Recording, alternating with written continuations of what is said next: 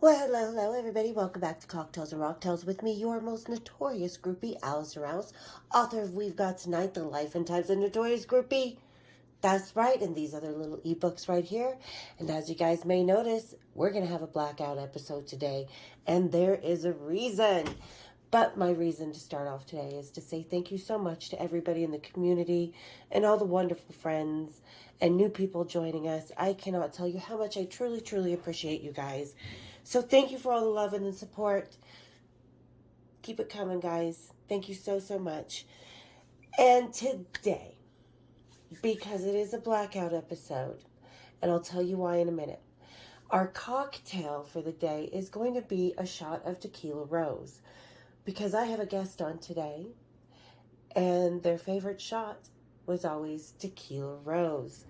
So we're going to do that in honor of my friend Maree. Now you guys know Maree. I've talked about her before. She was with me in New York. We went with Def Leppard, ditched them, had the wildest time, hung out with the club kids, Ricky Rockman, all these people. So we were in New York like a month, and Def Leppard still paid for our hotel when we ditched him. So today, she was just more comfortable being off camera. I have shown you guys a picture of her. I'll have it throughout the episode here. But she was just more comfortable talking off camera. So that's kind of what we're doing. We're picking up mid-conversation, you guys. So going to be two different parts of this. All right, so everybody, grab your roses, kick up your feet, and let's have a little cocktails, rocktails with the marvelous Maree. We ended up at the second row. Woohoo! Got to see him. That was like the most awesome thing. Wheels in the sky. That, for me, was probably... And it was, my dad dropped us off. Her dad picked us up. 13, we were in junior high. It was just, rock and roll. Yeah, we were the little ones that you were going, I'm not going to be them. Well, me, I was still kind of naive because I was on the base. No, we're the same age, so we would have been... I mean, I didn't move to Salt Lake till 85. I'm going to be 57, sweetie, this year. Oh, that's right. I'll be 53. In 1966, so I graduated in 85, and so the first concert that I went to was in 1981. So I was the little girl, so you were looking down going, tisk. Well, no, 81, and not me. It was just like, we get to the concert, she doesn't know what to do. I'm like, and for me... had nothing to do with musicians. It was I fell in love with music, listening to what you would not even consider it's beautiful. It's classical Spanish music, but it's something that I sat and listened to consistently with my dad because that's what my dad played. And then there were albums of my uncle, and it was just music that you wouldn't imagine. So when I went to a concert, listening and hearing music, to me, the most beautiful sounds in the world are nature. Birds, musicians can pick up a lot, and they have, because it's had to start from somewhere. You had to listen to nature, and then of course there was what at the time that people considered the gods and their particular culture. So for me, music was the sound, just the sound of where it could take you to, and then listening to what my dad played. Then going from that and taking it to that concert, it was almost like it was a bam. Natural progression. It was like a big bang, which I don't believe in the big bang. That was the Lord, but a bang. And it was just something that started. And then my second concert was AC/DC, and that was for those about to rock. That was 1982, 83, I think. See, I haven't moved here to Salt Lake yet. The Cannons. I'll never forget that. Oh, and then Brian Johnson running through the audience with Angus Young on his shoulders, literally at the Salt Palace, and he ran down the side where everybody used to gang up to go backstage, all the way around. Hold on, in all fairness, Angus Young is pretty small, so that's not a hard task. The thing is that's true. But the thing is, you should have saw him on top of him, just going. I've seen it because he does it on stage. He was right there, and I grabbed his hat, and I remember Brian Johnson turned and looked at me, and I'm like, just literally, I was like, oh my God. And you could see his face just smiling. And he gets up there and he goes, I need a hat. I need another hat. And he got a hat and went back on. And it was just like, that one was when, okay, I like this music. I like like the this. scene. And then I got to go see Ronnie James Dio, and it was just, are you kidding me? And this just, So by the time Rat and Bon Jovi had come, I remember that because I remember Bon Jovi, and I remember telling everybody, "Oh my God, I love Rat. Oh my God, they make me cream my panties." But you know what? These guys are gonna fucking blow me away.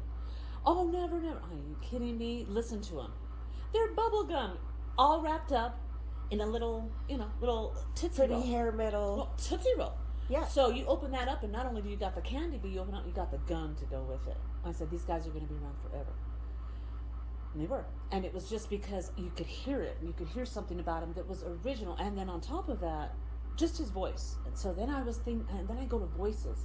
So when I jump all the way to the way, and I was 19 with Jill, went to Journey. Were the last ones that walked through. They were very polite. They were gentlemen. It wasn't like they were trying. They just, all of them said, we couldn't help but notice your yellow dress and my white. This is the 80s. My yellow tank top dress with my big white belt and my. And I think I had on a pair of I think we all had an underwear. outfit like that. Mine was blue. Well, just that and my white shoes, and they let me walk. I remember a couple security guards always let me walk up at the front because it was like, hey, you're eye candy. Go. Okay. Oh, yeah. And that's what people don't get about the 80s. There were certain girls like you, like us, that were allowed a little bit more carte blanche because they knew we'd be there eventually anyway. I don't think you had even gotten to that concert point yet because I was a No, little that older. concert at Rat, I was standing at the back lounge and my mom was honking to hurry up and get in the car, and I'm sitting there getting an autograph from Stephen Piercy, and I was like, oh. No, I was with Lisa Petty at that one. She was another girl I went to high school with. That was the Barbie doll. I remember Lisa. I remember Barbie her. doll. Barbie doll. I fucking just, her and I would have a blast because we would go someplace and people would look at her and, oh my God, Barbie doll. Then look at me and, oh my God. Did you just come from an island? Yeah, I did. It's this island called New Mexico. So they had me there, and I said, you know what, guys? I said, I've seen you guys like 3 times, and I love you guys. I said, and you've never played my favorite song. And what's your favorite song? Send Me My Life. Well, why is that your favorite song? You look a little young. I said, well, I have to tell you.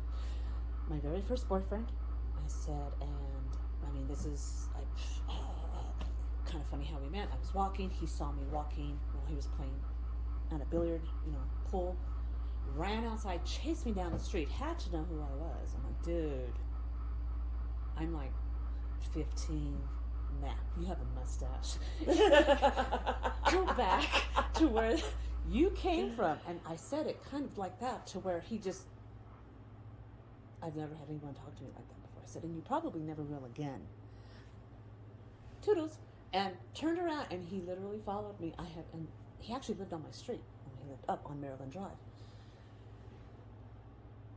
How did I get to that? But anyways, you're going talking back to Journey about Send Her My Love. Send Her My Love. Well, it has to do with Jim. I said, he was my very first boyfriend. I said, and then he got in the military, and I begged him not to go. And then, we were at the little D's down, and I was crying and not to go. And that song, I said, granted, we weren't in a hotel room. I said, but we were at that small cafe. I said, and I went to a couple concerts and saw you guys with him. I said, and it was just heartbreaking because I told him, if you leave,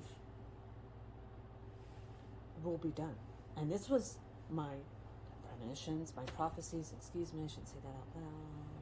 Sorry, Lord. Anyways, it came true.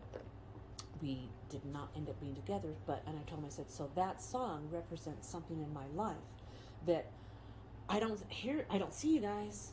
I literally see me in that D's Cafe, I said, and being heartbroken because my mom told me it's the best thing that will ever happen to you.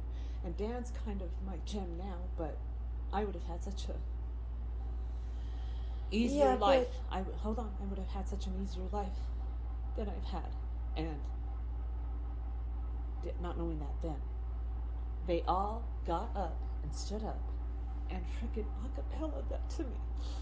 And they all sang it to the whole fucking song. And I just sat there crying in amazement. And Jill was just flabbergasted. She says, oh my God. And people standing around, just all of them. Wow, they'd never seen that. He said, and when I was done, I couldn't even talk. And I said, thank you. thank you, you know. And I remember I was looked at by them like eye candy, telling them that story, and that's why I was there, hoping and praying that they would play that song, and they didn't. But then I got to go backstage, and then I got to tell them, and they just sang it, and I was like this the whole time, and praying but crossing my fingers at the same time, pagan and Christian. Sorry, Lord. And they did it, and they actually did that for me. And afterwards, when I was leaving, they didn't look at me like I can't. They looked at me like a daughter, like a little sister, and it was the most. I don't know if any of them will remember it because they're all their old men now. I'm sure they would remember that. I don't know. That's something that doesn't Bright happen yellow very dress, often. white shoes, and long. Well, and I don't think any of the musicians like. And I still have it. You still have your beautiful long I hair, still you have my guys. mane. She really does. That's my. Sorry, guys. That's my source of strength. And yeah, I'm not. I can be a Delilah, but I'm definitely a Samson too. She is.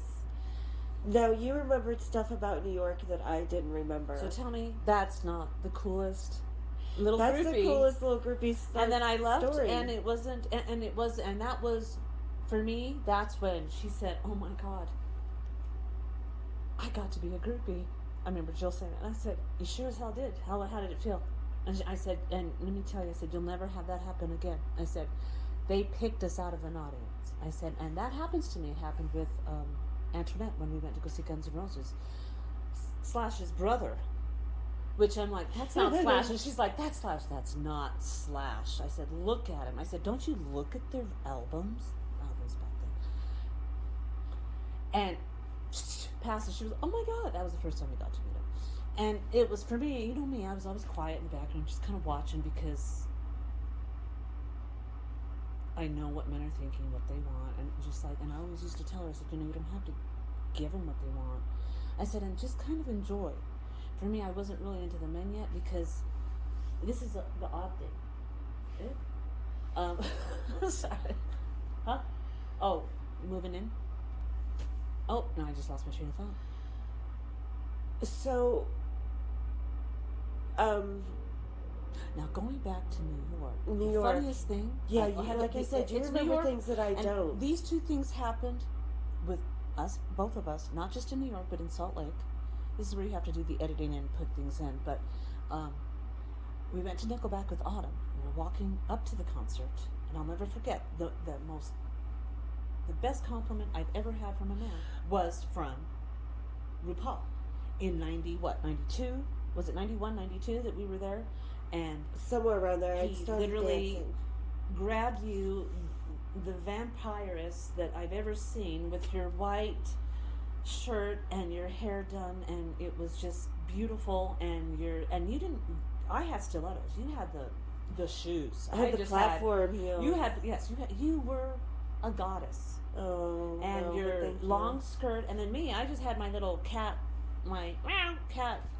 little dress. You had your dress on, but you were But still I had the beautiful slit with in the your back, hair. and I remember he grabbed you, and then he said, "Oh my God, there's another one." He grabbed you. He opened, the door was open. He grabbed your hand and pulled you out. Oh, there's another one. And then he looked at us both. Are you both real? And we looked at one another. As real as it gets. And it was just, and he ushered us into the nightclub when there was a line down the block, and everybody just kind of stopped and didn't know what to say. I thought that was the most amazing, coolest compliment I've ever received. Not even the rest of the night, but just that he saw us open the door and then, oh my Lanta. And he was what? He would have been 90, that was what, 30 years ago? He was really young. Oh God, more 30 than 30 years ago. yeah. So he was probably what? He was probably in his 30s, mid-30s. Because he's older. He's not our age. I think he's older than me. I'm going to be 57, remember. I think he's closer to 60 or older. Yeah. He's probably like a Tom Cruise age. But, anywho, the next best compliment that was in the total different direction, at Nickelback with Autumn, and then those two guys walking up to me, not saying anything about Autumn or yourself, but to me, having that type of ultimate compliment from a man that is now RuPaul, say to me, Are you a dude? And I just sat there and I looked. I remember looking at Autumn saying, "Well, that's my Because I daughter, remember we were there with Oris. and she's a little mini me." This is before Austin Powers. No, I think Austin Powers had come out at that point. She's it was mini-me. after I came back from Vegas. Yeah, 'cause- and you looked right at him. Ah! I'll never forget that. You're, and you look right at me, and I didn't even know what to say. Did you know what to say? I didn't even know what to say. It was one of those things, and it was just like, do I look that bad? And we didn't even give him time to react or to say anything because I think we walked off. But even Autumn said, Mom, has that? I said, that's never happened to me before. Never. I said, Never, because you are feminine in every aspect. Well, no, of your I mean, being. I get my. No, I you've got a told you. good strength, I think but I've like got your the structure hold on. of everything. And yet, I'm the ultimate. Or are you a guy? Oh, that was just like, I remember being there with Oris. You see, I have a vagina. Yeah, and this is my daughter. This is my daughter. I was in But that labor was for so, 20. like, I and think that we said was- all that. And I was in labor for 24 hours. Does that qualify? I think as we walked off, it said anyway, we're with the band. See ya. And we That's what walked you off, meant. and he walked by the never FOH forget when that. we were standing there with Oris. Oh my gosh, she looks so And he good. stopped and looked, and he was just like, but I just remember we kind of looked at him. And then we told everybody else, do I look like a dude? Oris look was like like, you? hell no. And you guys, you have seen a picture of me from Maree. I did post one on from the New York. So she's a beautiful woman. She's definitely a woman. Got those beautiful, gorgeous features. Beautiful soft eyes. Well, I can say one thing. If you ever do a movie and who has to play you? I'm so sorry. Hold on. Oh, God. The new one. She, God, I can't think of her name. She's English, I think. She played with Tom Cruise. She came out in the Shining, the second, with Mr. Star Wars guy, Ben Kenobi. And she wore the hat. She has your eyes. She has your nose. She has your. She's smaller, but she has your dance figure. The other one is definitely two eyes, nose, and your I have no eyes when idea you do who your you're when talking you're. about. God, I know. I have to look her up. The other one is Resident Evil. She was a model. Never seen Resident. She was the model. I think a model's probably too pretty for me. No, I think she's I'm an just, actress. She's acting. I just want someone who would be unknown or no, that you could gotta just have someone capture that the looks- spirit. Well, the spirit part, I think she could. She played Joan of Arc, and she pulled that off. There she is. I can't think of her name. But I want the movie. Resident Evil. What is her? So, anyways, those are things that I'm just grateful that I got to actually experience with you. So, it's still to me a little